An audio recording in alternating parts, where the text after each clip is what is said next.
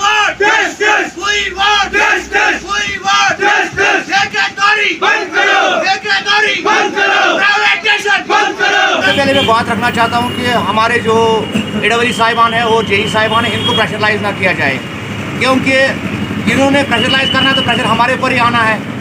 तो हमारे को जो लाइनें पे चढ़ने, क्यों हमारे दुश्मन जान के दुश्मन बने हैं ये एडमिनिस्ट्रेशन हमारी।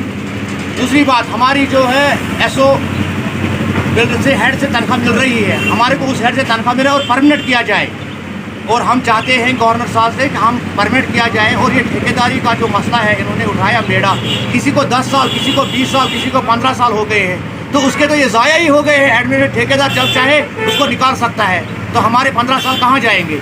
हम गवर्नर साहब से गुजारिश करते हैं और एडमिनिस्ट्रेशन से बहरहाल एडमिनिस्ट्रेशन से हमें मजबूर ना किया जाए लाइनों पे चढ़ने के लिए या किसी को पावर चलाने के लिए। हम अपने स्टाफ को जानते हैं, अपना काम खुद जानते हैं।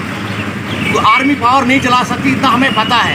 हम किसी ने 10 साल दिए हैं तभी वो पावर चला सकता है, किसी ने 15 साल दिए तभी वो पावर चला सकता है। हम गन नहीं चला सकते, हम पावर चला सकते हैं। इसलिए गनमैन पावर नहीं चला सकता है, हम पावर चलाएंगे, लेकिन हम अपने एडब्ल्यू साहिबान और जेई साहिबान के साथ पावर चलाएंगे। ऐसे हम पावर या एडमिनिस्ट्रेशन के साथ, न कि आर्मी के साथ पावर चलाएंगे।